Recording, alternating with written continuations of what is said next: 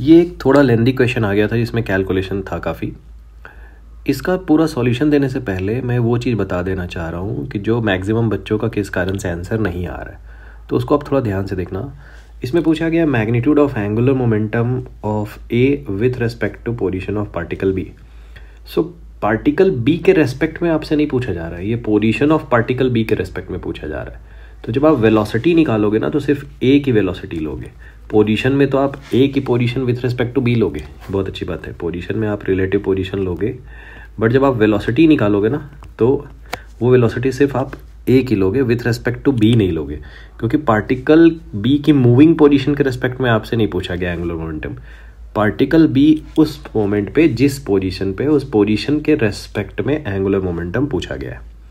ठीक है, तो पहले तो ये चीज़ क्लियर हो गई। अब पहले तो मैं इसका आपको थॉट प्रोसेस बता देता हूँ कि थॉट प्रोसेस क्या है इसका। ठीक है, कैसे कैसे हम लोग इसको सॉल्व करेंगे, फिर आगे सॉल्यूशन पे चलते हैं।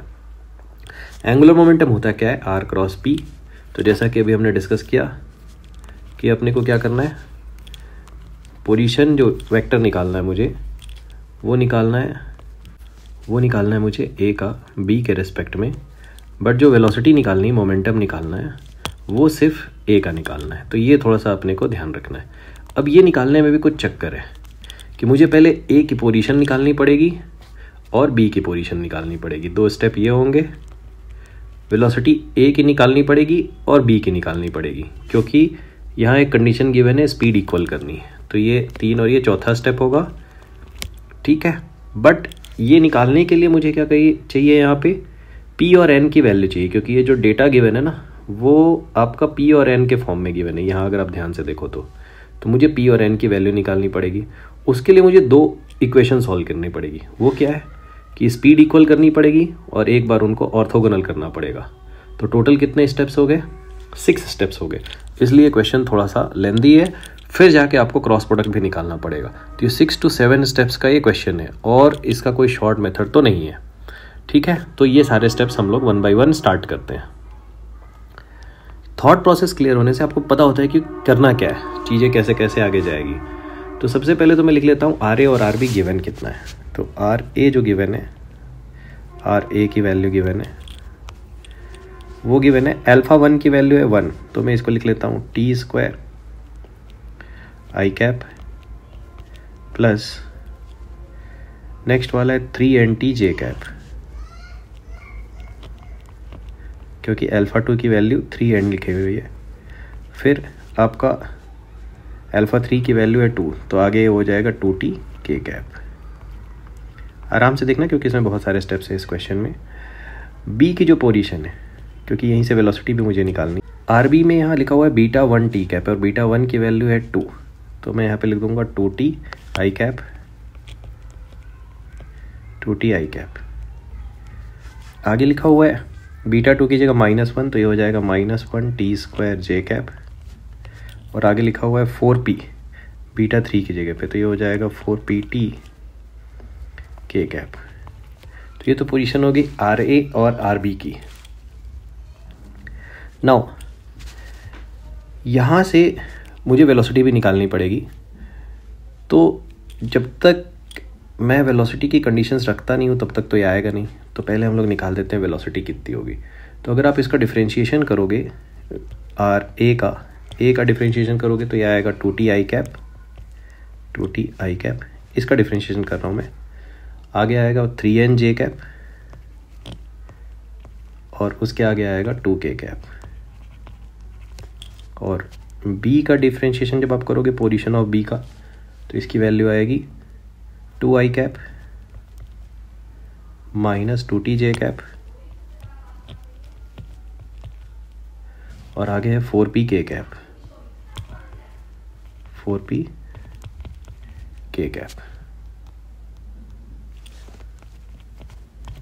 नाउ अब इसमें कंडीशन पहली क्या गिवन है कि ये दोनों का मैग्नीट्यूड इक्वल है, VA और VB का, मतलब दोनों की स्पीड इक्वल है A और B की, T = 1 पे।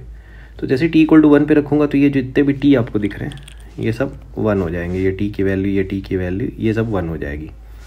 ठीक है, तो इन दैट केस अगर मैं स्पीड इक्वल करता हूँ, VA का मॉड लिखा है मतलब स्पीड इक्वल करनी, तो इधर क्या आएगा बच्चों, इधर आएगा 2T का स्क्वायर बेसिकली वो 2 का स्क्वायर है, नॉट 2t का स्क्वायर, क्योंकि t की वैल्यू तो 1 है। तो आप लिखोगे 2 का स्क्वायर, आगे आएगा 3n का स्क्वायर, उसके आगे है 2 का स्क्वायर, और जब आप यहाँ जाओगे तो ये होगा 2 का स्क्वायर, t की वैल्यू तो 1 हो गई, तो ये आ गया 2 का स्क्वायर,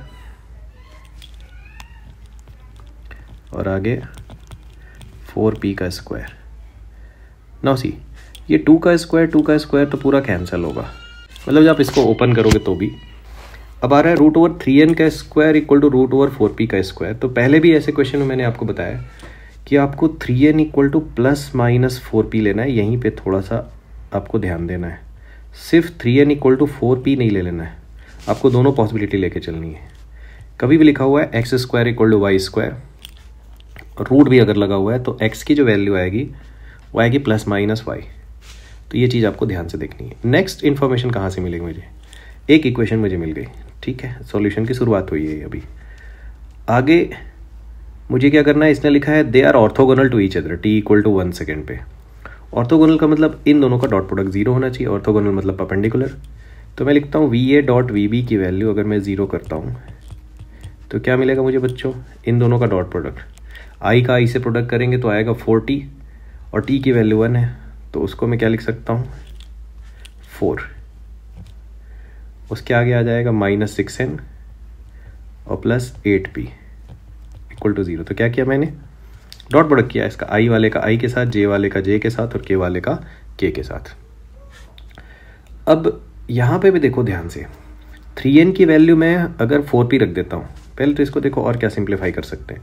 इसको आप सिंप्लीफाई कर सकते हैं 2 - 3n + 4p इक्वल टू 0। अब मैं इस 3n को 4p अगर रख देता हूँ, इस 3n को 4p रख देता हूँ यहाँ से, तो क्या होगा बच्चों, 0 इक्वल टू 2 आ जाएगा, विच इज़ नॉट पॉसिबल। थोड़ा ध्यान से देखिएगा आप, 0 इक्वल टू 2, तो मुझे 3n को -4p रखना पड़ेगा। पहली बात तो ये ध्यान रखनी है आपको। तो ये इक्वेशन आ जाएगी 2, अगर मैं 3n को -4p रखूँगा तो ये माइनस +4p होगा, +4p। यहाँ से एक वैलिड वैल्यू मिलेगी मुझे, वो क्या होगी, वो हो जाएगी p इक्वल टू, यह 8p की वैल्यू -2, तो p की वैल्यू हो गई -1/4। और हमने कंसिडर क्या किया था अभी, वो भी ध्यान रखना है आपको। हम लोगों ने कंसिडर किया था 3n की वैल्यू -4p, सो n की वैल्यू हो जाएगी -4/3, और p की वैल्यू पुट कर दो, p की वैल्यू है -1/4, तो n आ जाएगा 1/3। अल्टीमेटली अब जाके अपने पास अभी ये मिला है कि p और n क्या है, उससे मुझे पोजीशन और वेलोसिटी मिलेगी, उससे आगे का ये क्वेश्चन सॉल्व होगा।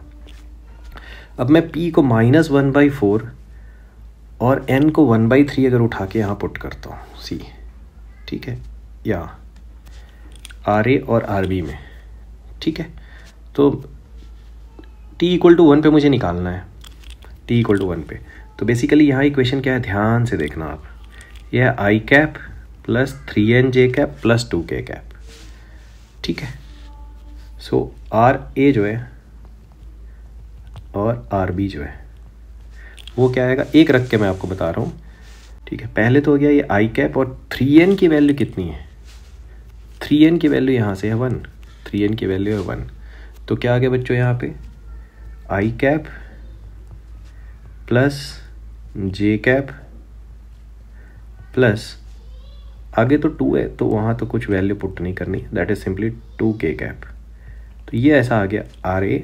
वैसे ही आप RB की वैल्यू निकाल लोगे पुट कर, यहाँ पे पुट करके P और N की वैल्यू पुट करके, तो RB की जो वैल्यू आएगी वो आएगी 2i -j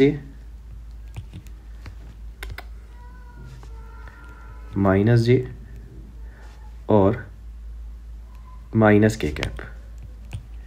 अब आपके पास कुछ कुछ चीज़ें सॉल्व हो गई हैं। RA है आपके पास, RB है आपके पास, और क्या चाहिए आपको, वेलोसिटी भी चाहिए उस मोमेंट पे। तो सारी चीज़ें हम लोग निकाल लेते हैं। ये है -k कैप। जब आप वेलोसिटी पुट करोगे यहाँ पे सो वी ए की वैल्यू क्या हो जाएगी ये देखते हैं। टी इक्वल टू 1 पे ये हो जाएगा 2i कैप 3n की वैल्यू है j, तो ये हो जाएगा j cap plus 2k cap. सी इसके आगे मुझे वैसे तो वी बी की वैल्यू चाहिए भी नहीं, क्योंकि मुझे r क्रॉस पी ए का ही निकालना है, बट फिर भी आप चाहो तो वी बी की वैल्यू भी निकाल सकते हो। यहाँ पे वो वैल्यू क्या है 2i कैप और माइनस 2t j कैप का मतलब तो हो गया 2j cap minus 2j cap, और 4p की वैल्यू है माइनस k कैप। तो ये आ गया आपके पास va और vb। ठीक है, अगर मुझे चाहिए क्या, मुझे क्लियर होना चाहिए, तो एंगुलर मोमेंटम मुझे चाहिए किसका, a का। ठीक है, सो एंगुलर मोमेंटम होता क्या है r क्रॉस एम वी। तो मैं r क्रॉस v करूँगा क्योंकि मास तो 1 है। अब मैं यहाँ पे लिख दूंगा i j और k। नाउ यहाँ पे position vector of a with respect to b निकालना है। ठीक है, एक चीज़ समझना, उसने क्या लिखा है angular momentum of particle a with respect to position of particle b। तो b के रिस्पेक्ट में a की पोजीशन क्या आएगी, ra में से rb को माइनस करना है। This is ra minus rb, r की वैल्यू जो है सो वो आ रही है, इसमें से इसको सब्ट्रैक्ट करो बच्चों यहाँ पे, तो -1 आएगा, -1 i कैप, तो ये हो गया -1 i कैप का कोफिशिएंट, j कैप का कोफिशिएंट आ गया 2 और k कैप का आ गया 3 यहाँ से। ठीक है, 1 में से -1 माइनस किया, 2 में से -1 माइनस किया, सो -1, 2, 3 आ गया। अब वेलोसिटी सिर्फ a की लेनी है।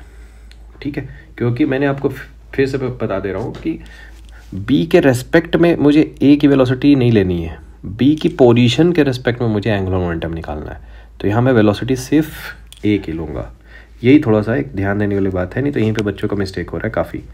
2, 1 एंड 2 ये वाली वैल्यू आ गई। ठीक है, बस आप ये वैल्यू निकाल लो, आपका आंसर आ गया। तो ये वैल्यू क्या आ रही है बच्चों, पहले लिखेंगे हम लोग i कैप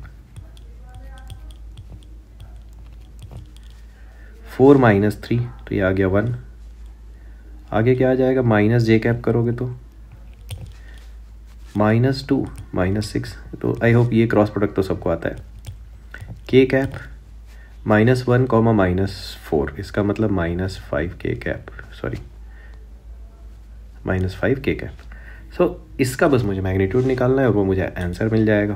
तो इसका अगर मैं मैग्नीट्यूड निकाल देता हूँ तो आ जाएगा 1 + 8 स्क्वायर प्लस ये 5 का स्क्वायर, तो ये वाली वैल्यू आएगी √1 + 64 + 25 विच इज़ √90। तो रूट के अंदर वाली वैल्यू ही आपसे पूछी गई है, सो 90 इज़ योर आंसर। ठीक है, ये √L पूछा गया आपसे, सो 90 इज़ योर आंसर।